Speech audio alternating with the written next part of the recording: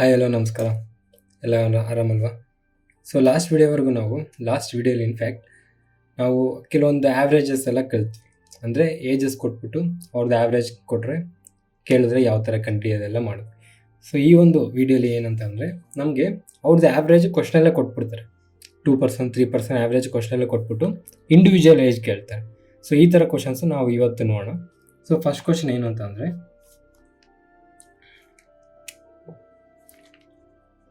the average age of husband and wife who were married 7 years ago was 25 years then. The average age of family including a child who was born during the interval is 22 years. Now, how old is the child now? ಅಂದರೆ question ನೋಡ್ಕೊಂಡ್ರೆ ಏನು ಅಂತಂದರೆ, the average age of husband and wife who are married 7 years ago, 7 ವರ್ಷ ಮುಂಚೆ, was 25 years then, ಅಂದರೆ 25 ವರ್ಷದ ಮುಂಚೆ ಅವರ ಆ್ಯಾವ್ರೇಜು 25 ಅಂತೀನಿ, 7 ವರ್ಷ ಮುಂಚೆ ಅವರ ಆ್ಯಾವ್ರೇಜ್ 25 ಅಂತೆ. ಯಾರ್ದು? ಹಸ್ಬೆಂಡ್ದು ವೈಫ್ದು ಆ್ಯಾವ್ರೇಜ್ ಸೇರಿಸಿ 25 ಅಂತೆ. The average age of family including A child who was Born during the interval is 22 years ನಾವು. ಅದಾದಮೇಲೆ ಅಂದರೆ 7 ವರ್ಷ ಆದಮೇಲೆ ಪ್ರೆಸೆಂಟು ಅವ್ರಿಗೆ ಒಂದು ಮಗು ಇದೆ, ಚೈಲ್ಡ್ ಇದೆ. ಸೊ ಈ 3 ಜನದ್ದು ಸೇರಿಸಿ ಆ್ಯಾವ್ರೇಜ್ 22 ಅಂತೆ. How old is the child ನಾವು? ಎಷ್ಟು ಸಿಕ್ಕಾಪಟ್ಟೆ ಈಸಿ ಕ್ವಶನು, ಅಂದರೆ ಕ್ವಶನ್ ಅಷ್ಟು ಉದ್ದ ಇದೆ, ಬಿಟ್ಟರೆ ಆನ್ಸರ್ ವೆರಿ ಈಸಿ. ಸೊ ನೋಡಿಕೊಂಡ್ರೆ ಈಗ 7 years ago ಅವ್ರಿಗೆ ಮದುವೆ ಆಗಿದೆ. The average age of the husband who are married 7 years ago was 25. ಅಂದರೆ 7 years ago ಅವ್ರಿಗೆ ಎಷ್ಟು ಆ್ಯಾವ್ರೇಜ್ ಇತ್ತು? ಹಸ್ಬೆಂಡು ವೈಫ್ ಆ್ಯಾವ್ರೇಜ್ ತೊಗೊಂಡ್ರೆ 25 + 25, ಕರೆಕ್ಟ್ ಅಲ್ವಾ? ಆ್ಯಾವ್ರೇಜ್ ಅಂದರೆ ಈಕ್ವಲ್ ಡಿಸ್ಟ್ರಿಬ್ಯೂಷನ್, 25 + 25. ಈಗ ಪ್ರೆಸೆಂಟು ಹಸ್ಬೆಂಡು ವೈಫ್ ಆ್ಯಾವ್ರೇಜ್ ಎಷ್ಟಾಗುತ್ತೆ? ಇದಕ್ಕೆ 7 ಆ್ಯಡ್ ಮಾಡಬೇಕು, ಕರೆಕ್ಟ್ ಅಲ್ವಾ? ಸೊ ಇದು 32 ಆಯಿತು, ಇದು 32 ಆಯಿತು. ಸೊ ಟೋಟಲ್ ಮಾಡಿದ್ರೆ ಇದು ನಮಗೆ 64 years ಆಯಿತು. ಇಲ್ಲಿವರೆಗೂ ನಿಮ್ಗೆ ಯಾವುದೇ ಡೌಟ್ ಇಲ್ಲ, ಕರೆಕ್ಟ್ ಅಲ್ವಾ? ಈಗ ಆ್ಯಾವ್ರೇಜು ಯಾರ್ದು?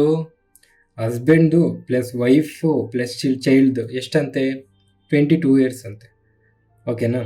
ಸೊ ಇದು ಆ್ಯಾವ್ರೇಜು, ಅಂದರೆ ಟೋಟಲ್ 3 ಮೆಂಬರ್ಸು ಡಿವೈಡೆಡ್ ಬೈ 3 ಮಾಡಿದ್ರೆ ಆ್ಯಾವ್ರೇಜು 22. ಸೊ ಪ್ರೆಸೆಂಟ್ ಸಮ್ಮಕ್ಕೆ ನೋಡಿಕೊಂಡ್ರೆ ನಾವು ಪ್ರೆಸೆಂಟ್ ಸಮ್ ನೋಡಿಕೊಂಡ್ರೆ 22 × 3, ಕರೆಕ್ಟ್ ಅಲ್ವಾ? ಒಬ್ಬೊಬ್ರದ್ದು ಆ್ಯಾವ್ರೇಜ್ 22 ಅಂತಂದರೆ 22 × 3 ಮಾಡಿದ್ರೆ ನಮಗೆ 66 ಬರುತ್ತೆ, 66 years. ಈಗ ನಮ್ಗೆ ಏನು ಕೇಳ್ತಿದ್ದಾರೆ? How old is the child ನಾವು ಅಂತ ಕೇಳ್ತಿದ್ದಾರೆ. ಹಸ್ಬೆಂಡು ವೈಫ್ದು ಪ್ರೆಸೆಂಟ್ ನಮಗೆ 64 ಇದ್ದು, ಹಸ್ಬೆಂಡು ಪ್ಲಸ್ ವೈಫ್ ಪ್ಲಸ್ ಚೈಲ್ಡ್ದು 66 ಇದ್ದರೆ ಹಸ್ಬೆಂಡು ವೈಫ್ ಕ್ಯಾನ್ಸಲ್ ಆದರೆ ಇದು ನಮಗೆ 2 ಬರುತ್ತೆ. 2 years ಯಾರ್ದು? ಚೈಲ್ಡ್. ಸೊ ಆನ್ಸರ್ ಎಷ್ಟು? 2 years. ಅರ್ಥ ಆಗ್ತಿದೆ ಅಲ್ವಾ? ಅಂದರೆ ನಾವು ಇಷ್ಟ ಏನು ಮಾಡೋದು ಬೇಕಲ್ಲ, ನಿಮ್ಗೆ ಅರ್ಥ ಆಗೋಕ್ಕೆ ಇದನ್ನು ತೋರಿಸಿದ್ದು. ಈಗ ನೋಡಿದ ತಕ್ಷಣ ಹೆಂಗೆ ಆನ್ಸರ್ ಮಾಡೋದು? The average age of the husband and wife who are married 7 years ago was 25. 7 ವರ್ಷದ ಮುಂಚೆ 25 ಅಂತಂದರೆ 7 ವರ್ಷ ಆದಮೇಲೆ ಇಬ್ರಿಗೂ 7 ವರ್ಷ ಆ್ಯಡ್ ಆಗುತ್ತಲ್ವಾ? ಸೊ ಸೇಮ್ ಅಲ್ವಾ? ಅವ್ರಿಗೂ 7 ವರ್ಷ ಆ್ಯಡ್ ಆಗುತ್ತಂటే ಇವ್ರಿಗೂ 7 ವರ್ಷ ಆ್ಯಡ್ ಆಗುತ್ತಲ್ವಾ? ಸೊ 25 + 2 25 + 2 64 ಬಂತು. ಸೊ ಪ್ರೆಸೆಂಟೇಜ್ ಏನಾಯಿತು ಅಲ್ಲಿಗೆ? 64 ಆಯಿತು, ಕರೆಕ್ಟ್ ಅಲ್ವಾ? ಸೊ ಪ್ರೆಸೆಂಟೇಜ್ 64 ಆಯಿತು. ಅದಾದಮೇಲೆ ಚೈಲ್ಡ್ ಬರ್ತಾನೆ. ಚೈಲ್ಡ್ ಬಂದಿರೋದ್ರಿಂದ ಅವ್ರಿಗೆ ಆ್ಯಾವ್ರೇಜ್ 22 ಎಷ್ಟು ಜನದಿಂದ? 3 ಜನದಿಂದ. ಸೊ 22 × 3 66. ಡಿಫ್ರೆನ್ಸ್ ಎಷ್ಟು? 2 years. ಆ 2 years ತಾನೇ ಚೈಲ್ಡ್ ಏಜ್ ಆಗುತ್ತೆ, ಅರ್ಥ ಆಯ್ತಲ್ವಾ? ಇಲ್ಲ ನನಗೆ ಇನ್ನೊಂದು ಸ್ವಲ್ಪ ಬೇರೆ ಥರ ಹೇಳ್ಕೊಂಡ್ಕೊಡು ಅಂತಂದರೆ ನಾವು ಆ್ಯಾವ್ರೇಜಸಲ್ಲಿ ಕಲ್ತಿದ್ದೀವಿ, ನಿಮಗೆ ಗೊತ್ತಲ್ವಾ? ಇಬ್ಬರು ಇರ್ತಾರೆ, ಇನ್ನೊಂದು ಸ್ಟೂಡೆಂಟ್ ಬಂದರೆ ಅವ್ನ ವೆಯ್ಟ್ ಎಷ್ಟು, ಸೇಮ್ ಅದೇ ಕಾನ್ಸೆಪ್ಟಲ್ಲೇ ಮಾಡಿಕೊಂಡ್ರೆ ಈಗ ನಂಬರು ಆವ್ರೇಜ್ ಅಂತ ತೊಗೊಂಡ್ರೆ ಇದು ನಾವು ಆವ್ರೇಜಲ್ಲಿ ಕಲ್ತಿದ್ದೀವಿ. ನೀವು ನಂಬರ್ ಆವ್ರೇಜ್ ಅಂದರೆ ಎಂತ ನಿಮಗೆ ಗೊತ್ತು. ಸೊ ಇವಾಗ 7 ವರ್ಷದ ಮುಂಚೆ 7 ಇಯರ್ಸ್ ಎಗೋ ಇಬ್ಬರಿದ್ರು, ಕರೆಕ್ಟ್ ಅಲ್ವಾ? ಅವ್ರ ಆವ್ರೇಜ್ ಎಷ್ಟಿತ್ತು? 25 ಇತ್ತು. 7 ಇಯರ್ಸ್ ಆಫ್ಟರ್ ಅಂದರೆ ಪ್ರೆಸೆಂಟು, ಇದನ್ನು ಪ್ರೆಸೆಂಟ್ ಅಂತ ಅಂದ್ಕೊಂಡು 7 ಇಯರ್ಸ್ ಆಫ್ಟರ್ ಕ್ಯಾನ್ಸಲ್ ಮಾಡ್ಕೊಳ್ಳಿ. ಪ್ರೆಸೆಂಟು 7 ಇಯರ್ಸ್ ಎಗೋ 25 ಇತ್ತು, ಪ್ರೆಸೆಂಟ್ ಏನಾಯಿತು? 7 ಇಯರ್ಸ್ ಆ್ಯಡ್ ಮಾಡ್ಕೊಬೇಕಾಗುತ್ತೆ. ಸೊ ಇಬ್ಬರದು ಸೇರಿದ ಆವ್ರೇಜ್ 32 ಆಯಿತು, ಕರೆಕ್ಟ್ ಅಲ್ವಾ? ಅದಾದಮೇಲೆ ಮಗುದು ಸೇರಿದಾಗ ಇದು ಎಷ್ಟಾಯಿತು? 2 ಇದ್ದಿದ್ದು 3 ಆಯಿತು. ಸೊ ಆವ್ರೇಜ್ ಎಷ್ಟಾಯಿತು? 22. ಸೊ ನಾವು ಆವ್ರೇಜಲ್ಲಿ ಮಾಡಿದ್ವಿ. ಇಲ್ಲಿ ಏನಿರುತ್ತೋ ಫಸ್ಟ್ ಅವ್ರ ವೆಯ್ಟ್ ತೊಗೊಂಬಿಡಿ. ಸೊ ಇಲ್ಲಿ ಅವ್ರ ಏಜ್ ವೆಯ್ಟ್ ಆವ್ರೇಜ್ ತೊಗೊಂಬಿಡಿ. ಮೈನಸ್ ಕಮ್ಮಿ ಆಗಿದೆ. ಎಷ್ಟು ಕಮ್ಮಿ ಆಗಿದೆ? 10. ಎಷ್ಟು ಜನದಿಂದ ಕಮ್ಮಿ ಆಗಿದೆ? 20. ಸೊ ಆನ್ಸರ್ ಎಷ್ಟು ಬಂತು? 2 ಇಯರ್ಸ್. ಸೊ ಸೇಮ್ ನೀವು ಆವ್ರೇಜಿಂದನೂ ಮಾಡ್ಬೋದು, ನೋಡಿನೂ ಮಾಡ್ಬೋದು. ಇವೆಲ್ಲ ಸಿಂಪಲ್, ನೋಡಿದ ತಕ್ಷಣ ಆನ್ಸರ್ ಟಿಕ್ ಹಾಕುವಂಥ ಕ್ವಶನ್ಸ್ ಇವೆಲ್ಲ. ಸೊ ಅರ್ಥ ಇಲ್ಲ ಅಂತಲೇ ಈ ಥರ ಮಾಡಿ ಅಂತ ಹೇಳ್ತಾ ಇದ್ದೀನಿ ಅಷ್ಟೇ. ಅದನ್ನೇ ನಾನು ಹೇಳಿದ್ದು, ನೀವು ಬರೀ ಒಂದು ಕಾನ್ಸೆಪ್ಟ್ ಕಲ್ತಿದ ತಕ್ಷಣ ಎಲ್ಲನೂ ಮಾಡಬೇಕಂತ ರೂಲ್ಸ್ ಏನಿಲ್ಲ. ಇವಾಗ ನೋಡಿ, ನೀವು ಆವ್ರೇಜಸ್ ಆಲ್ರೆಡಿ ಕಲ್ತಿದ್ರೆ ಇದನ್ನ ಆವ್ರೇಜಸಲ್ಲಿ ಕೂಡ ಮಾಡ್ಬೋದು. ಅರ್ಥ ಆಗ್ತಿದೆ ಅಲ್ವಾ? ಸೊ ಇನ್ನೊಂದು question, the average age of same last question, ಸ್ವಲ್ಪ ನಂಬರ್ಸ್ ಚೇಂಜ್ ಅಷ್ಟೇ. The average age of husband and wife who were married 7 years ago was 25 years. Then same last question, ಸ್ವಲ್ಪ ನಂಬರ್ಸ್ ಮತ್ತು ಚೇಂಜ್ ಅಷ್ಟೇ. The average age of a family, ಅಲ್ಲೊಬ್ರು ಇದ್ರು, ಇಲ್ಲಿ ಇಬ್ರು ಬರ್ತಾರೆ ಅಷ್ಟೇ. Including a 2 children. B, boy and girl is 18 years. If boy is 5 years old, find the age of girl now. Same last question ಥರನೇ, the average age of a husband and wife who are married 7 years ago was 25. 7 years ago 25 ಅಂದರೆ present ಎಷ್ಟಿರುತ್ತೆ? ಸೇಮ್ ಇಬ್ಬರು ತೊಗೊತಿರೋದ್ರಿಂದ husband wife 7 years ago 25 average ಅಂದರೆ 25 into 2 50 +7 add ಮಾಡಿದ್ರೆ 64 ಹೋಗುತ್ತೆ. So present husband plus wife average age ಎಷ್ಟಾಗುತ್ತೆ? 64 years. ಈ 64 ಹೆಂಗೆ ಬಂತು ಅಂತಂದರೆ 50 into 2 +14. ಅರ್ಥ ಆಗ್ತಿದೆ ತಾನೆ? +14 ಅಂದರೆ 7 years ago ಇತ್ತಲ್ವ. ಸೊ ಹಸ್ಬೆಂಡಲ್ಲೂ 7 years, ವೈಫಲ್ಲೂ 7 years ಆ್ಯಡ್ ಮಾಡಿದ್ವಿ. ಇದು ಪ್ರೆಸೆಂಟು. ಈಗ ಪ್ರೆಸೆಂಟ್ ಯಾರ್ದು? 4 ಜನದ್ದು, ಹಸ್ಬೆಂಡು, ವೈಫು, ಬಾಯ್, ಗರ್ಲು. ಎಷ್ಟು? 18 years ಅಂತೆ. ಸೊ 18 into 4, ಆವ್ರೇಜ್ 18 ಅಂತಂದರೆ ಇಂಟು ಈಕ್ವಲ್ ಡಿಸ್ಟ್ರಿಬ್ಯೂಷನ್ ಇಂಟು 4 ಅಂತಂದರೆ 72 years ಬರುತ್ತೆ. ಸೊ ಡಿಫ್ರೆನ್ಸ್ ಎಷ್ಟು? 8 years. ಸೊ ಈ ಡಿಫ್ರೆನ್ಸ್ 8 years ಯಾರ್ದು? ಬಾಯ್ ಪ್ಲಸ್ ಗರ್ಲ್ದು. ಬಾಯ್ ಏಜ್ ಆಲ್ರೆಡಿ ಕೊಟ್ಟಿದ್ದಾರೆ, ಎಷ್ಟು? 5 years ಅಂತ. ಸೊ ಗರ್ಲ್ ಏಜ್ ಏನಾಗಿರುತ್ತೆ? 3 years. ಇಷ್ಟೇ ನಮ್ಮ ಆನ್ಸರ್ ಮುಗೀತು. ಇಲ್ಲ ನಾನು ಆವ್ರೇಜ್ ಥರ ಮಾಡ್ತೀನಿ ಅಂತಂದರೆ ಸೇಮ್ ಮತ್ತೆ ನಂಬರು ಆವ್ರೇಜ್ ಅಂತ ತೊಗೊತೀವಿ. ಸೊ 7 years ಆಗೋನ ನಾನು ಡೈರೆಕ್ಟ್ ಪ್ರೆಸೆಂಟ್ ಅಂತ ತೊಗೊಂಡ್ಬಿಡ್ತೀನಿ. ಸೊ ಯಾರ್ದಿದು? ಹಸ್ಬೆಂಡ್ ಪ್ಲಸ್ ವೈಫ್ ಇಬ್ಬರಿದ್ದಾರೆ, ಕರೆಕ್ಟ್ ಅಲ್ವಾ? ಪ್ರೆಸೆಂಟು ಅವ್ರದ್ದು ಆವ್ರೇಜ್ ಏನಾಗಿರುತ್ತೆ? 25 + 7 32, ಕರೆಕ್ಟ್ ಅಲ್ವಾ? ಇವ್ರಿಗೆ ಈ ಮಕ್ಕಳು ಇರ್ತಾರೆ ಇಬ್ಬರು, ಟೋಟಲ್ ಎಷ್ಟಾಗುತ್ತೆ ಅವಾಗ? 4. ಈ 4 ಹೆಂಗೆ ಅಂತಂದರೆ ಹಸ್ಬೆಂಡು ಪ್ಲಸ್ ವೈಫು ಪ್ಲಸ್ ಬಾಯಿ ಪ್ಲಸ್ ಗರ್ಲ್. ಈ 4 ಜನದ ಆವ್ರೇಜ್ ಎಷ್ಟಂತೆ? 18 ಅಂತೆ.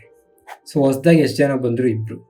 ಸೊ ಹೊಸ್ದಾಗಿ ಇಬ್ಬರು ಬಂದಿರೋದ್ರಿಂದ 18 + 18. ಇದೆಲ್ಲ ನಾವು ಆವ್ರೇಜಲ್ಲಿ ಕಲ್ತಿದ್ದೀವಿ, ಮತ್ತೆ ಹೆಂಗೆ ಅಂತ ಕೇಳಬೇಡಿ. 18 + 18 ಮೈನಸ್ ಎಷ್ಟು ಕಮ್ಮಿ ಮಾಡಬೇಕು? ಈಗ ನಾವು 14 ಕಮ್ಮಿ ಮಾಡಬೇಕು. ಎಷ್ಟು ಜನದಿಂದ? ಇಬ್ಬರಿಂದ. ಸೊ 14 ಮೈನಸ್ ಮಾಡಿದ್ರೆ 14 into 2 ಅಲ್ವಾ? 28 ಮೈನಸ್ ಮಾಡಬೇಕು. ಸೊ 18 + 18 ನಮಗೆ 36 ಬರುತ್ತೆ. -28 8 years ಬಂತು. ಸೊ 8 years ಯಾರ್ದು? ಇವ್ರದ್ದು, ಬಾಯ್ ಪ್ಲಸ್ ಗರ್ಲ್. ಸೊ ಬಾಯ್ದು ಆಲ್ರೆಡಿ ಕೊಟ್ಟಿದ್ದಾರೆ 5 years, ಗರ್ಲ್ದು ಎಷ್ಟು ಅಂತಂದರೆ 3 years. ಸೊ ನಿಮ್ಗೆ ಹೆಂಗೆ ಮಾಡಿದ್ರೆ ಆನ್ಸರ್ ಬರುತ್ತೆ, ಜಸ್ಟ್ ನಿಮಗೆ ಕಾನ್ಸೆಪ್ಟ್ ಅರ್ಥ ಆಗಿರ್ಬೇಕು ಅಷ್ಟೇ. ಇದೆಲ್ಲ ನೋಡಿ ಸುಮ್ಮನೆ ಹಂಗೆ ಮೈಂಡಲ್ಲಿ ಕ್ಯಾಲ್ಕುಲೇಟ್ ಮಾಡಿ ಟಿಕ್ ಹಾಕುವಂಥ ಕ್ವಶನ್ಸ್. ಇದಕ್ಕೆಲ್ಲ ಏಜಸ್ಸಲ್ಲಿ ನಿಮಗೆ ಪೇಪರ್ ಪೆನ್ ಬೇಕಾಗೇ ಇಲ್ಲ ನನ್ನ ಕೇಳಿದ್ರೆ. ಓಕೆನಾ? ಸೊ ಇದೇ ಕ್ವಶನ್ನ ಸ್ವಲ್ಪ ಕಾಂಪ್ಲಿಕೇಟ್ ಮಾಡೋಣ. ಸೇಮ್ ಕ್ವಶನ್ ಎಲ್ಲ ಸೇಮು, ಆದರೆ ಇಲ್ಲಿ 2 ಚಿಲ್ಡ್ರನ್ ಬಾಯ್ ಆ್ಯಂಡ್ ಗರ್ಲ್ ಇದ್ದಲ್ಲ, ಇಲ್ಲಿ ಬಾಯ್ ಆ್ಯಂಡ್ ಗರ್ಲ್ ಇದ್ದಲ್ಲ, ಅವ್ರದ್ದು ಆ್ಯಾವ್ರೇಜು 18 ಇಯರ್ಸ್ ಇತ್ತಲ್ಲ, ಅದನ್ನು 17 ಇಯರ್ಸ್ 9 ಮಂತ್ಸ್ ಮಾಡ್ಕೊಳ್ಳಿ. ಅಂದರೆ boy plus girl plus husband plus wife 4 ಜನದ್ದು ಸೇರಿಸಿ 17 ಇಯರ್ಸ್ 9 ಮಂತ್ಸ್ ಮಾಡ್ಕೊಳ್ಳಿ. ಸೊ ಇವಾಗ ಬಾಯ್ ಏಜು ನಿಮಗೆ 4 ಇಯರ್ಸ್ 7 ಮಂತ್ಸ್ ಅಂತ ಅಂದ್ಕೊಳ್ಳಿ. 4 ಇಯರ್ಸ್ ಇದು 7 ಮಂತ್ಸು, ಕನ್ಫ್ಯೂಸ್ ಆಗಿಬಿಡಿ. ಗರ್ಲ್ ಏಜ್ ಎಷ್ಟು ಅಂತ ಕೇಳ್ತಾ ಇದ್ದಾರೆ. ಸೇಮ್ ಈಗ ಹಸ್ಬೆಂಡು ಪ್ಲಸ್ ವೈಫ್ದು 64 ಇಯರ್ಸ್ ಬರುತ್ತೆ. ಇದು ನಿಮಗೆ ಡೌಟ್ ಏನಿಲ್ಲ, ಇದು ಆಲ್ರೆಡಿ ನಿಮ್ಗೆ ಗೊತ್ತು. ಇದು ಮತ್ತೆ ಕೇಳಿಬಿಡಿ ಹೆಂಗೆ ಬಂತು ಅಂತ. ಈಗ ಹಸ್ಬೆಂಡು ಪ್ಲಸ್ ವೈಫು ಪ್ಲಸ್ ಬಾಯ್ ಪ್ಲಸ್ ಗರ್ಲ್ ಎಷ್ಟಾಗುತ್ತೆ? 4 ನಮಗೆ 17 ಇಯರ್ಸ್ 9 ಮಂತ್ಸ್ನ ಇಂಟು 4 ಮಾಡಬೇಕು, ಕರೆಕ್ಟ್ ಅಲ್ವಾ? ಸೊ ನೀವು ಫಸ್ಟು 17 ಇಂಟು 4 ಮಾಡಿ, ಎಷ್ಟು ಬರುತ್ತೆ? 68 ಬರುತ್ತೆ. ಅದಾದಮೇಲೆ 9 ಇಂಟು 4 ಮಾಡಿ, ಎಷ್ಟು ಬರುತ್ತೆ? 36 ಬರುತ್ತೆ. 68 ಇಯರ್ಸ್ 36 ಮಂತ್ಸ್. ಸೊ 36 ಮಂತ್ಸ್ನ ಡಿವೈಡ್ ಬೈ 12 ಮಾಡಿದ್ರೆ ಇದು 1 ಇಯರ್ಗೆ 12 ಮಂತ್ಸ್ ಅಲ್ವಾ? ಇದು ಮತ್ತೆ 3 ಇಯರ್ಸ್ ಬರುತ್ತೆ, ಕರೆಕ್ಟ್ ಅಲ್ವಾ? ಸೊ ಇಲ್ಲಿ ಎಷ್ಟಾಯ್ತು ನಮ್ಗೆ ಓವರಾಲು? 68 ಪ್ಲಸ್ 3 ಟೋಟಲ್ 71 ಇಯರ್ಸ್ ಬಂತು, ಕರೆಕ್ಟ್ ಅಲ್ವಾ? ಟೋಟಲ್ 71 ಇಯರ್ಸ್ ಬಂತು. ಸೊ ಇಲ್ಲಿ 71 ಇಯರ್ಸ್ ಹಾಕೊಳ್ಳಿ. ಡಿಫ್ರೆನ್ಸ್ ಎಷ್ಟು ಬಂತು ನಮಗೆ? 7 ಇಯರ್ಸ್. ಅಂದರೆ ಬಾಯ್ದು ಪ್ಲಸ್ ಗರ್ಲ್ದು ಏಜು, ಆ್ಯಾವ್ರೇಜ್ ಏಜು 7 ಇಯರ್ಸ್ ಇರುತ್ತೆ. ಇದರಲ್ಲಿ ಬಾಯ್ದು ಆಲ್ರೆಡಿ ಕೊಟ್ಟಿದ್ದಾರೆ, ಎಷ್ಟು? 4 ಇಯರ್ಸ್ 7 ಮಂತ್ಸ್ ಅಂತ ಆಲ್ರೆಡಿ ಕೊಟ್ಟಿದ್ದಾರೆ. ಸೊ ಗರ್ಲ್ದು ಎಷ್ಟಾಗುತ್ತೆ? 7 ಇಯರ್ಸಲ್ಲಿ 4 ಇಯರ್ಸ್ ತೆಗೆದ್ರೆ 3 ಇಯರ್ಸ್ ಇರುತ್ತೆ. ಅದೇ ಮತ್ತೆ 7 ಮಂತ್ಸ್ ತೆಗೆದ್ರೆ 2 ಇಯರ್ಸ್ 5 ಮಂತ್ಸ್ ಆಗುತ್ತೆ. ಇಲ್ಲ ನನಗೆ ಕನ್ಫ್ಯೂಸ್ ಆಗ್ತಿದೆ ಅಂತಂದರೆ 7 ಇಯರ್ಸ್ನ 6 ಇಯರ್ಸ್ 12 ಮಂತ್ಸ್ ಅಂತ ಹಾಕೊಳ್ಳಿ, ಮೈನಸ್ ಬಾಯ್ದೆಷ್ಟು? 4 years 5 months. ಸೊ ಇಲ್ಲಿ 7 ಮಂತ್ಸ್ ಉಳಿಯುತ್ತೆ, ಇಲ್ಲಿ 2 ಇಯರ್ಸ್ ಉಳಿಯುತ್ತೆ. 2 ಇಯರ್ಸ್ 7 ಮಂತ್ಸ್. ಅರ್ಥ ಆಗ್ತಿದೆ ಅಲ್ವಾ? ಸೊ ಇನ್ನೊಂದು ಕ್ವಶನ್ ಬರ್ಕೊಳ್ಳಿ. ತುಂಬ ದೊಡ್ಡ ಕ್ವಶನು, ಆದರೆ ಇದೊಂದು ಕ್ವಶನಲ್ಲೇ ನಾವು 4ರಿಂದ ಒಂದು 5 ಸಮ್ ಮಾಡ್ದಂಗೆ ಲೆಕ್ಕ, ಸರಿನಾ? The average age of A couple at the time of, question ದೊಡ್ಡದಿದೆ, at the time of their marriage was 24 years. Today, after 11.5 years, they have 4 children, 2 boys and 2 girls. Girls are twins. Each 3 years 4 months old. If one boy is 2 years 3 months more than the other,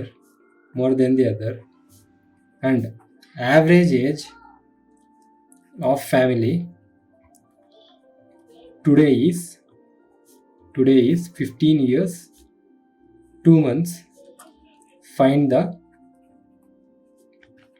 ages of 2 boys individually. ಇಷ್ಟು question. ನಿಮ್ಗೆ already ಮಾಡೋಕ್ಕೆ ಬರುತ್ತೆ, ಅಂದರೆ ನಂಗೊಂದು ಸ್ವಲ್ಪ ಮಾಡೋಕ್ಕೆ ಬರುತ್ತೆ, ages ಕಲ್ತಿದ್ದೀನಿ ಅಂತ ಅನ್ನೋರು ಇಲ್ಲಿಗೆ ಪಾಸ್ ಮಾಡಿಕೊಂಡು ಫಸ್ಟು ನೀವು ಆನ್ಸರ್ ಮಾಡಿ, ನಿಮ್ಮ ಬುಕ್ಕಲ್ಲಿ ಆನ್ಸರ್ ಮಾಡಿಕೊಂಡು ಅದಾದಮೇಲೆ ನೋಡಿ, ಓಕೆನಾ? ಇನ್ ಕೇಸ್ ನನಗೆ ಏಜಸ್ ಮಾಡೋಕ್ಕೆ ಬರಲ್ಲ ಅನ್ನೋರು ಜಸ್ಟ್ ನೋಡಿ ಏನಾಗ್ತಿದೆ ಅಂತ ನೋಡಿ, ಸರಿನಾ? ಈಗ the average age of A couple at the time of their marriage was 24 years. ಅಂದರೆ ಅವ್ರ ಮದುವೆ ಆಗೋ ಟೈಮ್ಗೆ ಅವ್ರ ಆವ್ರೇಜ್ 24. ಯಾರ್ದು? ಹಸ್ಬೆಂಡು ವೈಫು 24 ಇಯರ್ಸ್ ಅಂತ ಅಂದರೆ 24 ಇಂಟು 2, ಕರೆಕ್ಟ್ ಅಲ್ವಾ? ಅರ್ಥ ಆಗ್ತಿದೆ ಅಲ್ವಾ? ಸೊ ಇದು 48 ಆಯಿತು. ಅದಾದಮೇಲೆ after today present after 11.5 years. 11.5 yearsನ ಇಬ್ಬರಿಗೂ ಬೆಳೆಯುತ್ತೆ, ಕರೆಕ್ಟ್ ಅಲ್ವಾ? ಸೊ 11.5 years ಇಂಟು 2 ಮಾಡಿದ್ರೆ 11 ಇಂಟು 2 ಮಾಡಿದ್ರೆ ನಮಗೆ 22 ಬರುತ್ತೆ. ಹಾಫ್ ಇಂಟು 2 ಮಾಡಿದ್ರೆ 1 ಬರುತ್ತೆ, ಅಂದರೆ ಟೋಟಲ್ 23 years. ಸೊ ಇದಕ್ಕೆ 23 years ಮಾಡಿದ್ರೆ ಅಂದರೆ ಇದು ಟುಡೇ 23 ಮಾಡಿದ್ರೆ ಇದು ನಮಗೆ 71 years ಆಗುತ್ತೆ. ಓಕೆನಾ? ಇಲ್ಲಿವರೆಗೂ ನಿಮ್ಗೆ ಏನೂ ಡೌಟ್ ಇಲ್ಲ, ಕರೆಕ್ಟ್ ಅಲ್ವಾ? ಇವಾಗ ಹಸ್ಬೆಂಡು ಪ್ಲಸ್ ವೈಫು 71 years ಬಂತು.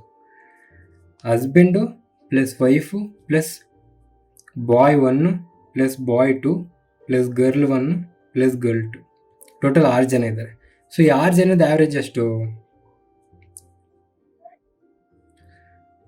ಜನ ಅಂತ ಅಂದರೆ 15 years 2 months ಅಂತ. ಸೊ 15 years 2 months ಇಂಟು 6 ಮಾಡಿದ್ರೆ 15 ಇಂಟು 6 ಮಾಡಿದ್ರೆ ನಮಗೆ 90 ಬರುತ್ತೆ.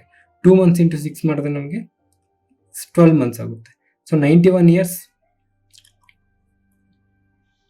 ಸಾರಿ ಇದು 15 into 6 90. So 90 years plus 12 months ನಮಗೆ 91 years ಆಗುತ್ತೆ, ಕರೆಕ್ಟ್ ಅಲ್ವಾ? ಸೊ ಇದು ನಮಗೆ 91 years. ಸೊ ಇವಾಗ ಡಿಫ್ರೆನ್ಸ್ ಎಷ್ಟು?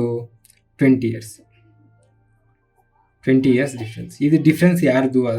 ಹಸ್ಬೆಂಡು ವೈಫು ಕ್ಯಾನ್ಸಲ್ ಆದರೆ ಈ 20 yearsದು ಬಾಯ್ 1 plus boy 2 plus girl 1 plus girl 2, ಇದು ಗರ್ಲ್ಸ್ದು ಬಾಯ್ಸ್ದು 20 years, ಕರೆಕ್ಟ್ ಅಲ್ಲ? ಇವಾಗ ನಮಗೆ ಗರ್ಲ್ಸ್ ಏಜ್ ಕೊಟ್ಟಿದ್ದಾರೆ. ಎಷ್ಟು ಕೊಟ್ಟಿದ್ದಾರೆ? Girls age girls are twins, ಕಾಣಿಸ್ತಿದೆ ಅಲ್ವಾ? Girls are twins, each 3 years 4 months old. 3 years 4 months into ಎಷ್ಟು ಜನ? ಇಬ್ಬರು ಇರೋದವರು, ಕರೆಕ್ಟ್ ಅಲ್ವಾ? So 3 2 6 years, 4 2 8 months. So 6 years 8 monthsನ ತೆಗೆದ್ರೆ ನಮಗೆ ಬಾಯ್ಸ್ ಏಜ್ ಆವ್ರೇಜ್ ಬರುತ್ತೆ, ಕರೆಕ್ಟ್ ಅಲ್ವಾ? So boy 1 plus boy 2 is equals to 20 years minus 6 years 8 months, correct ಅಲ್ವಾ? ಸೊ ಈಗ ಬಾಯ್ 1 ಪ್ಲಸ್ ಬಾಯ್ 2 ಎಷ್ಟು ಬಂತು ನಮಗೆ? 20 years 6 years ವರೆ 14 years, 14 years ಮತ್ತೆ 8 months ವರೆ 13 years ನಮಗೆ 4 months ಬರುತ್ತೆ, ಕರೆಕ್ಟ್ ಅಲ್ವಾ? 13 years 4 months ಬಂತು ಅಲ್ವಾ? ಇದು ಯಾರ್ದು ಆ್ಯಾವ್ರೇಜು? ಬಾಯ್ಸ್ ಇಬ್ಬರು ಮಕ್ಳು ಇದ್ದಿಲ್ಲ, ಗಂಡು ಮಕ್ಕಳು ಅವ್ರದ್ದು. ಸೊ ಈ ಬಾಯ್ಸಲ್ಲಿ ಮತ್ತೆ ನಮಗೆ ಅವ್ರ ಏಜ್ ನಂಗೆ ಫೈನಲಾಗಿ ಕಂಡುಹಿಡಿಬೇಕಾದ್ರೆ ಬಾಯ್ಸ್ ಏಜ್, ಕರೆಕ್ಟ್ ಅಲ್ವಾ? ಇಬ್ಬರದ್ದು ಎಷ್ಟೆಷ್ಟು ಅಂತ ಕಂಡುಹಿಡಿಬೇಕು. ಈಗ ನಮಗೆ ಕೊಟ್ಟಿದ್ದಾರೆ, ಇದರಲ್ಲಿ ಏನು ಕೊಟ್ಟಿದ್ದಾರೆ ಅಂತ ಅಂದರೆ ಬಾಯ್ಸ್ ಏಜು ಇಫ್ ಒನ್ ಬಾಯ್ ಇಲ್ಲೇ ಕೊಟ್ಟಿದ್ದೀವಿ. If one boy is 2 years 3 months more than the other ಅಂತ ಅಂದರೆ ಅವರಿಬ್ಬರಲ್ಲಿ ಮಧ್ಯದಲ್ಲಿರೋ ಡಿಫರೆನ್ಸು 2 years 3 months, ಕರೆಕ್ಟ್ ಅಲ್ವಾ? ಸೊ ಬಾಯ್ 1 ಮೈನಸ್ ಬಾಯ್ 2 ಅಂದರೆ ಇವ್ನು ದೊಡ್ಡವನ್ ಅಂತ ತೊಗೊಂಡ್ರೆ ಇವ್ನು ಚಿಕ್ಕವನ್ ಅಂತ ತೊಗೊಂಡ್ರೆ ಅವರಿಬ್ಬರಿಗೂ ಮಧ್ಯದಲ್ಲಿ ಡಿಫ್ರೆನ್ಸ್ ಎಷ್ಟು? 2 years 3 months. ಸೊ ನಮಗೆ ಇಲ್ಲಿ ಇಬ್ಬರದು ಸೇರಿ ಎಷ್ಟು ಅಂತ ಬಂದಿದೆ, ಇಬ್ಬರದು ಡಿಫ್ರೆನ್ಸ್ ಕೂಡ ಬಂದಿದೆ. ಸೊ ನಿಮಗೆ ಬಾಯ್ 1 ಬೇಕು ಅಂತಂದರೆ 13 years 4 months plus 2 years 3 months divide by 2 ಮಾಡಿ, ಅಂದರೆ ಇವೆರಡನ್ನ ಆ್ಯಡ್ ಮಾಡಿ ಡಿವೈಡ್ ಬೈ 2 ಮಾಡಿ. ಅದೇ ನಿಮಗೆ ಬಾಯ್ 2 ಬೇಕಂತ ಅಂದರೆ ನೀವು ಅವೆರಡನ್ನ ಮೈನಸ್ ಮಾಡಿ ಅಷ್ಟೇ. 13 years 4 months minus 2 years 3 months divide by 2, ಇದೆಷ್ಟು ಬರುತ್ತೆ ಇವಾಗ ನೋಡಿ. ಈಗ ನಾವು ಫಸ್ಟ್ ಇದನ್ನು ಆ್ಯಡ್ ಮಾಡ್ಕೊಂಡು 13 years plus 2 years 15 years 4 plus 3 7 months 15 years 7 months divided by 2, correct ಅಲ್ವಾ? ಇದು 13 years minus 2 years 11 years 4 months minus 3 months 1 month 11 years 1 month 11 years 1 month divided by 2. So ಇದು ನಮ್ಗೆ ಎಷ್ಟು ಬಂತು ಇಲ್ಲಿ? 15 yearsಲ್ಲಿ ಅರ್ಧ ಎಷ್ಟು? 15 yearsಲ್ಲಿ ಅರ್ಧ ನಮಗೆ 7.5 ಬರುತ್ತೆ, ಕರೆಕ್ಟ್ ಅಲ್ವಾ? ಈಗ ಇಲ್ಲೇ ಹುಷಾರಾಗಿರಬೇಕಾಗಿರೋದು ನೀವು, ತುಂಬ ಇಂಪಾರ್ಟೆಂಟು. 15 yearsಲ್ಲಿ ಅರ್ಧ ಎಷ್ಟು? 7.5 months 7.5 years 7.5 years ಅಂತ ಅಂದರೆ ಏನು? 7 years 6 months, ಅರ್ಧ. ಒಂದು ವರ್ಷದಲ್ಲಿ 12 ತಿಂಗಳು ಇರ್ತವೆ, ಅದರಲ್ಲಿ ಅರ್ಧ ಅಂತಂದರೆ 6 months ಅಲ್ವಾ? ಸೊ 7 years 6 months ಯಾವುದರಲ್ಲಿ? 15 ವರ್ಷದಲ್ಲಿ. ಇನ್ನೂ 7 ತಿಂಗಳು ಇದೆಯಲ್ವಾ? 7 monthsಲ್ಲಿ ಅರ್ಧ ಎಷ್ಟು? 3.5 months 3 months ಅಂತ ಅಂದರೆ ಇಲ್ಲಿ ಆಲ್ರೆಡಿ 6 months ಇದೆ, plus 3 months 0.5 month. So total ಎಷ್ಟಾಯಿತು ನಮಗೆ? 7 years 9 months 0.5, ಇದನ್ನು 0.5 ಮಂತ್ಸ್ನ ನೀವು 7 years 9.5 months ಅಂತ ಕೂಡ ಬರ್ಕೋಬೋದು. ಕರೆಕ್ಟ್ ಅಲ್ವಾ? ಅರ್ಥ ಆಗ್ತದೆ ತಾನೆ? ಇವಾಗ ಬಿ ಟು ಏಜ್ ಎಷ್ಟು? 11 ಅರ್ಧ ಎಷ್ಟು? 5.5. 5.5 ಅಂತಂದರೆ 5 months ನಮಗೆ 5 years 6 months ಬಂತು. ಕರೆಕ್ಟ್ ಅಲ್ವಾ? ಅದಾದಮೇಲೆ ಮತ್ತೆ 1 month ಇದೆ. ಆ 1 monthಲ್ಲಿ ಅರ್ಧ ಏನು? ಹಾಫ್. ಸೊ ನಮಗಿದು ಎಷ್ಟು ಬಂತೀಗ? 5 years 6.5 months. ಕರೆಕ್ಟ್ ಅಲ್ವಾ? ಇಷ್ಟು ನಮ್ಮ ಆನ್ಸರ್. ಸೊ ಇದು ನಿಮಗೆ ಬಂದಿದ್ರೆ ಈ ಆನ್ಸರ್ ನಿಮಗೆ ಇದು ಮತ್ತು ಇದು ಬಂದಿದೆ, ನೀವು ಫುಲ್ಲು ಪಕ್ಕ ಕಲ್ತಿದ್ದೀರಾ. ಆ್ಯಾವ್ರೇಜಸ್ ಏಜಸ್ಸಲ್ಲಿ ಯಾವುದೇ ಕ್ವಶನ್ ಕೊಟ್ಟರು ಮಾಡ್ತೀರಾ ಅಂತ ಅರ್ಥ. ಓಕೆನಾ? ಪರವಾಗಿಲ್ಲ ಗುರು, ಇವನ್ ವಿಡಿಯೋಸ್ ನೋಡಿ ಕೂಡ ನಾವು ಎಕ್ಸಾಮ್ ಬರೀಬೋದು ಅನ್ನೋ ನಂಬಿಕೆ ನಿಮಗೆ ಬಂದಿದ್ದರೆ ಒಂದು ಲೈಕೋ ಸಬ್ಸ್ಕ್ರೈಬೋ ಮಾಡಿದ್ರೆ ನಮಗೂ ಸ್ವಲ್ಪ ಮೋಟಿವೇಶನ್ ಸಿಗುತ್ತೆ. ಸೊ ಇನ್ನೊಂದು question, 2 years ago the average age of a family of 8 members was 18 years. On addition of a child, the average age is still the same. What is the present age of the child? ಈ ಥರ already ಮಾಡಿದ್ದೀವಿ. ಅಂದರೆ ಈಗ 2 years ago the average age of a family 8 members. ನಾವು first ಇದನ್ನು average ಕಲ್ತ್ವಲ್ಲ, ಆ ಥರ ಮಾಡ್ಬೋದು. ಇಲ್ಲ ನಾರ್ಮಲಾಗಿ ಮಾಡ್ತೀನಿ ಅಂತಂದರೆ 2 years ago ಎಷ್ಟು ಜನದ ಆ್ಯಾವ್ರೇಜು? 8 ಜನದ್ದು. ಎಷ್ಟಂತೆ? 18 ಅಂತೆ. ಸೊ 18 into 8 ಅಂತ ತಗೊಂಡ್ರೆ ನಮಗೆ ಅದು ಬದಲು ಡೈರೆಕ್ಟಾಗಿ 2 years ago ಅಲ್ವಾ, ಇದಕ್ಕೆ +2 ಅಂದರೆ ಒಬ್ಬೊಬ್ರದ್ದು 2 years ಆ್ಯಡ್ ಆಗುತ್ತಲ್ವಾ. ಸೊ 8 ಜನಕ್ಕೂ 2 years ಆ್ಯಡ್ ಆಗುತ್ತಲ್ವಾ. ಸೊ 2 years ago ಅಂತಂದರೆ ಇವಾಗ ಪ್ರೆಸೆಂಟು 8 into 20 ಆಗುತ್ತೆ. ಕರೆಕ್ಟ್ ಅಲ್ವಾ? ಅರ್ಥ ಆಗ್ತಿದ್ದಿಲ್ವಾ? ಸೊ ಇದು 160 years ಆಗುತ್ತೆ ಸಮ್ಮು. ಅದಾದಮೇಲೆ on addition of A child the average is still the same. ಅಂದರೆ ಸಮ್ಮು ಯಾರ್ದು? Family 8 members plus child 8 + 1 9. Average same ಅಂತೆ, ಅಂದರೆ ಆ್ಯಾವ್ರೇಜ್ 18 ಇದೆ ಅಂತೆ. ಸೊ 9 into 18 ಎಷ್ಟು ಬರುತ್ತೆ? 162 years. ಡಿಫ್ರೆನ್ಸ್ ಎಷ್ಟು? 2 years. ಈ ಡಿಫ್ರೆನ್ಸ್ ಯಾರಿಂದ ಬಂತು? ಚೈಲ್ಡಿಂದ ಬಂತು. ಸೊ ಚೈಲ್ಡ್ ಇಯರ್ ಎಷ್ಟು? 2 years. ಅಥವಾ ನಾವು ಆ್ಯಾವ್ರೇಜಸ್ ಅಲ್ಲಿ ಮಾಡಿದ್ವಲ್ಲ ಆ ಥರ ಮಾಡೋಂಗಿದ್ರೆ ನಂಬರು ಆ್ಯಾವ್ರೇಜ್ ಅಂತ ತೊಗೊಂಡ್ರೆ ಎಷ್ಟು ಜನ ಇದ್ದಾರೆ? 8 ಜನ ಇದ್ದಾರೆ. ಆ್ಯಾವ್ರೇಜ್ ಎಷ್ಟಂತೆ? 18 ಅಂತೆ. ಯಾವಾಗ? 2 years ago. ಸೊ ನಾವೇನಾಗುತ್ತೆ? 8 ಜನ ಇರ್ತಾರೆ, ಇದು 20 ಆಗುತ್ತೆ. ಅದಕ್ಕೆ ಮತ್ತೆ ಚೈಲ್ಡ್ +1 ಚೈಲ್ಡ್ ಆ್ಯಡ್ ಆಯ್ತಾರೆ. ಸೊ ಇದು 9 ಆಗುತ್ತೆ. ಚೈಲ್ಡ್ ಆ್ಯಡ್ ಆಗಿರೋದ್ರಿಂದ ಆ್ಯಾವ್ರೇಜ್ ಮತ್ತೆ 18 ಇದೆಯಂತೆ. ಸೊ ಇವಾಗ ಎಷ್ಟು? ಫಸ್ಟು ಚೈಲ್ಡ್ದು 8 ಅದು ಆ್ಯಾವ್ರೇಜ್ ಏನಿದೆಯೋ ತೊಗೊಂಬಿಟ್ಟು 18 ಇದ್ದಿದ್ದು 20 ಇದ್ದಿದ್ದನ್ನ ನಾವು 18 ಮಾಡಬೇಕು. ಅಂದರೆ ಎಲ್ಲರಿಗೂ 18 ಮಾಡಬೇಕು. ಅಂದರೆ 2 ಮೈನಸ್ ಮಾಡಬೇಕು. ಎಷ್ಟು ಜನಕ್ಕೆ ಮೈನಸ್ ಮಾಡಬೇಕು? 8 ಜನಕ್ಕೆ. 8 2 16, 2 years. ಸೇಮ್ ನಿಮಗೆ ಹೆಂಗೆ ಈಸಿ ಅನಿಸುತ್ತೋ ಹಂಗೆ ಮಾಡಿ ಎಕ್ಸಾಮಲ್ಲಿ. ಸೊ ಇನ್ನೊಂದು ಕ್ವಶನು, ಅಂದರೆ ನಾನು ಫಸ್ಟು ರೂಲ್ಡ್ ಬುಕ್ಕಲ್ಲಿ ಬರೀತಿದ್ದೆ. ಸ್ವಲ್ಪ ಒಂದು ಫ್ರೆಂಡ್ ಇದ್ಬಿಟ್ಟು ನಂಗೆ ಅನ್ರೂಲ್ಡ್ ಬುಕ್ಕಲ್ಲಿ ಬರೀ ಚೆನ್ನಾಗಿರುತ್ತೆ ಅಂದರು. ಈ ಅನ್ರೂಲ್ಡ್ ಬುಕ್ಕಲ್ಲಿ ಬರೀಬೇಕಾದ್ರೆ ಏನಾಗ್ತಿದೆ ಅಂದರೆ ನನಗೆ ನಾರ್ಮಲಾಗಿ ನಾನು ಮೇಲ್ಗಡೆ ಲೈಟ್ ಹಾಕ್ಕೊಂಡಿರ್ತೀನಿ ಕಾಣಿಸ್ಬೇಕು ಅಂತ, ಇಲ್ಲಾಂದರೆ ಫುಲ್ ಕತ್ಲೆ ಆಗೋಗಿರುತ್ತೆ. ಇದು ವೈಟ್ ಇರೋದ್ರಿಂದ, ಇದು ಬ್ಯಾಕ್ಗ್ರೌಂಡು ವೈಟ್ ಇರೋದ್ರಿಂದ, ಆ ಲೈಟು ವೈಟ್ ಇರೋದ್ರಿಂದ ನನಗೆ ವಿಡಿಯೋ ರೆಕಾರ್ಡಲ್ಲಿ ಸ್ಕ್ರೀನಲ್ಲಿ ಏನು ಕಾಣಿಸ್ತಾನೆ ಇಲ್ಲ. ಅದೇ problem. Okay, 7 years ago the difference between the ages of A and B was 14 years. After 7 years their ages will be 3:4. What is the present age of A? ಅಂದರೆ question ನೋಡಿಕೊಂಡ್ರೆ simple. So question 7 years ago difference between the ages of A and B was 14 years. 7 years ಮುಂಚೆ 7 years ago ಅವ್ರದಲ್ಲಿ differences ಇದ್ದಿದ್ದು ಏಜಲ್ಲಿ ಎಷ್ಟಂತಂದರೆ ಎಗೂ ಬಿಗೂ difference 14 years ಇತ್ತಂತೆ. Difference 14 years ಇತ್ತಂತೆ. After 7 years, ಇವಾಗ ನೋಡಿ 7 years ಆಗೋ 7 years after ಅಂತ ಕೊಟ್ಟರೆ 7 ವರ್ಷ ಹಿಂದಕ್ಕೆ ಹೋಗ್ಬಿಟ್ಟು 7 ವರ್ಷ ಮುಂದೆ ಅಲ್ಲ, ಪ್ರೆಸೆಂಟಿಂದ 7 ಇಯರ್ಸ್ ಆಗೋ ಅವ್ರಿಗೆ ಏಜ್ ಡಿಫ್ರೆನ್ಸ್ 14. ಸೊ ನಿಮಗೆ ಗೊತ್ತು ಏಜ್ ಡಿಫ್ರೆನ್ಸ್ ಅನ್ನೋದು ಜೀವನ ಪೂರ್ತಿ ಒಂದೇ ಇರುತ್ತೆ ಅಂತ. ಆಫ್ಟರ್ 7 ಇಯರ್ಸ್ ಅಂತಂದರೆ ಈ 7 ಇಯರ್ಸ್ ಆಗೋ ಹಿಂದಕ್ಕೆ ಹೋಗಿದ್ದೀರಲ್ಲ ಅಲ್ಲಿಂದ 7 ಇಯರ್ಸ್ ಅಲ್ಲ, ಪ್ರೆಸೆಂಟಿಂದ ಮತ್ತೆ ಆಫ್ಟರ್ 7 ಇಯರ್ಸ್ ಅಂತ. ಸೊ ಏನಾದ್ರು ನಿಮಗೆ ಕೊಟ್ಟಿಲ್ಲ ಕ್ವಶನಲ್ಲಿ, ಯಾವ ಮೆನ್ಷನ್ ಕ್ಲಾರಿಟಿಯಾಗಿ ಕೊಟ್ಟಿಲ್ಲ ಅಂತಂದರೆ ನೀವು ಫ್ಯೂಚರ್ 7 ಇಯರ್ಸ್ ತೊಗೊಬೇಕು, ಬಿಫೋರ್ 7 ಇಯರ್ಸು ಆಫ್ಟರ್ 7 ಇಯರ್ಸ್ ತೊಗೊಬೇಕು. ಅರ್ಥ ಆಗ್ತಿದೆ ಅಲ್ವಾ? 7 ಇಯರ್ಸ್ ಎಗೋ ಅಂತ ಅಂದರೆ ಇದು ಪ್ರೆಸೆಂಟಿಂದ 7 ಇಯರ್ಸ್ ಎಗೋ ಅಂತ ಅರ್ಥ. ಓಕೆನಾ? 7 ಇಯರ್ಸ್ ಆಫ್ಟರ್ ಅಂತ ಅಂದರೆ ಪ್ರೆಸೆಂಟಿಂದ 7 ಇಯರ್ಸ್ ಆಫ್ಟರ್ ಅಂತ ಅರ್ಥ. ಓಕೆನಾ? 7 ಇಯರ್ಸ್ ಎಗೋ ಮತ್ತು ಅದಾದಮೇಲೆ ಆಫ್ಟರ್ 7 ಇಯರ್ಸ್ ಅಂದರೆ ಪ್ರೆಸೆಂಟ್ ಅಂತ ಅನ್ಕೊಂಬಿಡಿ, ಸರಿನಾ? ಈಗ 7 years after there ages will be 3:4 ratio ಅಂತ.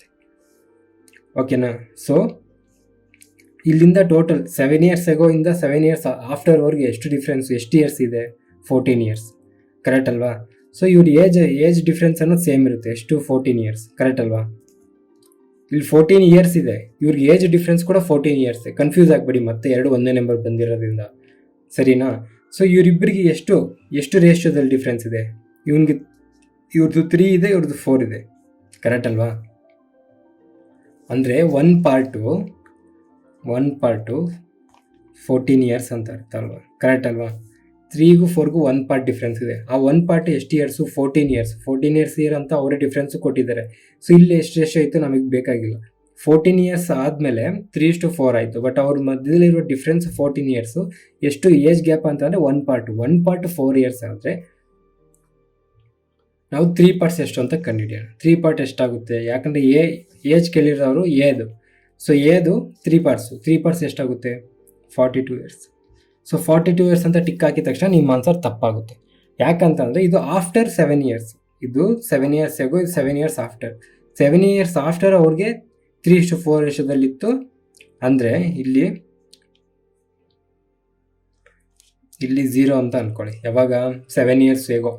ಅದಾದಮೇಲೆ ನಿಮಗೆ 2:3 ಆಗಿರುತ್ತೆ ಪ್ರೆಸೆಂಟು. ಫ್ಯೂಚರ್ಗೆ 3:4 ಆಯಿತು, ಅಷ್ಟೇ. ಈಗೇನು ಕನ್ಫ್ಯೂಷನ್ ಇಲ್ವಾ? ಈಗ ಕ್ಲಾರಿಟಿಯಿಂದ ಅರ್ಥ ಆಯ್ತಲ್ವ? ಇವಾಗ 42 ಇಯರ್ಸ್ ಯಾವಾಗ? After 7 years. ಅವ್ರು ಕೇಳ್ತಿರೋದು ಏನು? ಪ್ರೆಸೆಂಟ್ ಅಂತ ಅಂದರೆ 2 × 14 ನಮಗೆ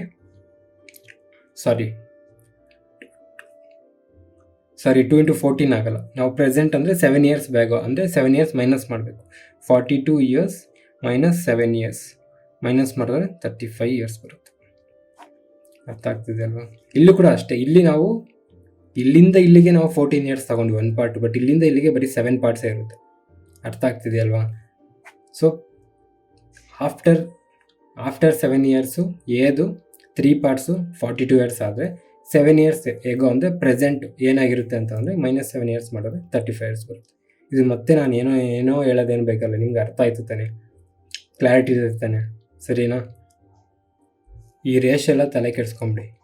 ನಿಮಗೆ ಕೊಟ್ಟಿದ್ದು 7 ಇಯರ್ಸ್ ಆಗೋ ಹೇಗೂ ಬಿಗೂ ಡಿಫ್ರೆನ್ಸ್ 14. ಸೊ ಅದು ಎಷ್ಟೇ ವರ್ಷ ಆದರೂ ಅದು 14 ಇರುತ್ತೆ. ಸೊ ಆಫ್ಟರ್ 7 ಇಯರ್ಸು 3:4 ಅಂದರೆ 1 ಪಾರ್ಟು 14 ಇಯರ್ಸು. ಎಷ್ಟು ವರ್ಷದಲ್ಲಿ? 14 ಇಯರ್ಸ್ ಅಂದರೆ 1 ಪಾರ್ಟು 14 ಇಯರ್ಸ್ ಆದರೆ 3 ಪಾರ್ಟ್ಸ್ ಎಷ್ಟು? 42 ಇಯರ್ಸ್. ಮೈನಸ್ಸು ನಮಗೆ 7 ಇಯರ್ಸ್ ಮಾಡಿದ್ರೆ, ಅಂದರೆ 7 ಇಯರ್ಸ್ ಆಗೋ ಅಂದರೆ ಪ್ರೆಸೆಂಟ್ ಕೇಳಿದ್ರಿಂದ 7 ಇಯರ್ಸ್ ಮೈನಸ್ ಮಾಡಿದ್ರೆ 35, ಸರಿನಾ? ಸೊ ಇನ್ನೊಂದು ನೆಕ್ಸ್ಟ್ ಕ್ವಶನು. 7 ಇಯರ್ಸ್ ಆಗೋ the sum of ages of A and B was 74 years. At present, the ratio of their ages is 5:6. Find the present age of B. So question ನೋಡ್ಕೊಂಡ್ರೆ 7 years ago the sum of ages of A and B was 74 years. 7 years ago ಎದು ಬಿದು sum 74 years ಅಂತ ಕೊಟ್ಟಿದ್ದಾರೆ. So 7 years ಆಗೋ 74 ಅಂತ ಅಂದರೆ sum ಇಬ್ಬರದು ಸೇರಿ at present ನಮಗೆ ಇದು 7 ಇಯರ್ಸ್ ಆಗೋ ಪ್ರೆಸೆಂಟ್ ನಮಗೆ 74 ಪ್ಲಸ್ 7 ಆಗಿರುತ್ತೆ, ಕರೆಕ್ಟ್ ಅಲ್ವಾ? ಸೊ ಇದು ಎಷ್ಟಾಯಿತು ನಮಗೆ A plus B total 88 years ಆಯಿತು, ಕರೆಕ್ಟ್ ಅಲ್ವಾ? 74 ಪ್ಲಸ್ 7 ಪ್ಲಸ್ 7 14, 74 ಪ್ಲಸ್ 14 88. ಈಗ ಅವರು ಹೇಳಿದ್ದಾರೆ at present the ratio of their ages is 5:6. At present ಅಂತ ಅವರೇ ಕೊಟ್ಟಿದ್ದಾರೆ. ಅಂದರೆ A plus B A:B ratio present 5:6 ಅಂತ ಇದೆ ಅಂತೆ. ಅಂದರೆ ಎ ಪ್ಲಸ್ ಬಿ ಟೋಟಲ್ ಎಷ್ಟು ಪಾರ್ಟ್ಸು 11 ಪಾರ್ಟ್ಸ್ ಅಂತ ತೊಗೊಬೋದಲ್ವ? ಸೊ 11 ಪಾರ್ಟ್ಸು ಎಷ್ಟಾಗಿದೆ? 88 ಇಯರ್ಸ್ ಆಗಿದೆ. ಇವಾಗ ಅವ್ರು ಏನು ಕೇಳ್ತಿದ್ದಾರೆ? ಏಜ್ ಆಫ್ ಬಿ ಎಷ್ಟು? 6 ಪಾರ್ಟ್ಸ್ ಎಷ್ಟು? ಇದು ಇಂಟು 8, ಇದು ಇಂಟು 8, 48 ಇಯರ್ಸ್. ಇನ್ನೊಬ್ಬಂದು 40 ಇಯರ್ಸ್ ಇರುತ್ತೆ, ಮುಗೀತು. Next question. So next question, the ratio of present ages of Madan and Kamal is 8:5. After 8 years, Madan's age is 40 years. What was Kamal's age 6 years ago? ಈ ago before after ಇವೆಲ್ಲನೂ ಕ್ಲೀನಾಗಿ ನೋಡ್ಕೊಬೇಕಾಗುತ್ತೆ. ಇದೇ ಅದರಲ್ಲೇ ನಮ್ಗೆ answers ಕರೆಕ್ಟಾಗಿ ಬರೋದು. ಮತ್ತೆ ಇಲ್ಲಿ ಏನೇನೋ ಮಾಡ್ಕೊಂಡು ಕನ್ಫ್ಯೂಸ್ ಮಾಡ್ಕೊಂಬಿಡಿ. So present age the question ಒಂದ್ಸಲ ನೋಡ್ಕೊಂಡ್ರೆ, the ratio of present age of Madan and Kamal is 8:5. Present age of Madan ಅಂತ ತಗೊಂಡ್ರೆ, ಅದಕ್ಕಿಂತ ಮುಂಚೆ the ratio of present age of Madan and Kamal 8:5 ರೇಷಿಯೋದಲ್ಲಿದೆ. After 8 years mother's age is 40 years. ಇಲ್ಲೇ ಕ್ಲೀನಾಗಿ ಅಬ್ಸರ್ವ್ ಮಾಡಿ. After 8 years Madan age is 40 years ಅಂತ ಅಂದರೆ ಪ್ರೆಸೆಂಟ್ ಏಜ್ ಆಫ್ ಮದನ್ನು 40 - 8 ಇಯರ್ಸ್ ಮಾಡ್ಕೊಬೋದಲ್ವ? ಸೊ ಪ್ರೆಸೆಂಟ್ ಏಜ್ ಎಷ್ಟಿರುತ್ತೆ? 32 ಇಯರ್ಸ್ ಇರುತ್ತೆ. ಯಾರ್ದು? ಮದನ್ದು, ಕರೆಕ್ಟ್ ಅಲ್ವಾ? ಇವಾಗ ನೋಡಿ ರೇಷಿಯೋದು. The ratio of present age of Madan and Kamal is 8:5. Ratio ಯಾರ್ದು? ಮದನ್ದು ಮತ್ತು ಕಮಲ್ದು 8:5 ಐತೆ. ಈ 8ದು ನಮ್ಗೆ ಆಲ್ರೆಡಿ ಗೊತ್ತು ಎಷ್ಟು? 32 ಇಯರ್ಸ್ ಅಂತ ಅಲ್ವಾ? ಸೊ ನಮಗೀಗ 5 ಪಾರ್ಟ್ಸ್ ಬೇಕು. 8 ಪಾರ್ಟ್ಸು 32 ಅಂತ ಆಲ್ರೆಡಿ ಗೊತ್ತು, ಯಾಕಂದರೆ ನಾವು ಕಂಡುಹಿಡಿದ್ವಿ 32 ಇಯರ್ಸ್ ಅಂತ. 5 ಪಾರ್ಟ್ಸ್ ಎಷ್ಟಾಗುತ್ತೆ? 8 × 4 = 32, 5 × 4 = 20 ಇಯರ್ಸ್. ಸೊ ಮದನ್ದು 32 ಇಯರ್ಸ್ ಇರುತ್ತೆ, ಕಮಲ್ದು 20 ಇಯರ್ಸ್ ಇರುತ್ತೆ. ಆದರೆ ಕ್ವಶನ್ ನಮ್ಗೇನು ಕೇಳಿರೋದು? What was Kamal's age 6 years ago? 6 ವರ್ಷ ಮುಂಚೆ. ಕಮಲ್ಸ್ ಏಜ್ 6 ಇಯರ್ಸ್ ಬಿಫೋರ್ ಕೇಳಿರೋದು. 6 ಇಯರ್ಸ್ ಬಿಫೋರು ಅಂತ ಹಾಕೊಳ್ಳಿ ಅಥವಾ ಆಗೋ ಅಂತ ಹಾಕೊಳ್ಳಿ, ಎರಡು ಒಂದೇ. ಸೊ ಇವಾಗ present age present -6 years, correct ಅಲ್ಲ? Present 20 - 6 14 years. ಓಕೆನಾ? ಅರ್ಥ ಆಗ್ತದೆ ತಾನೆ?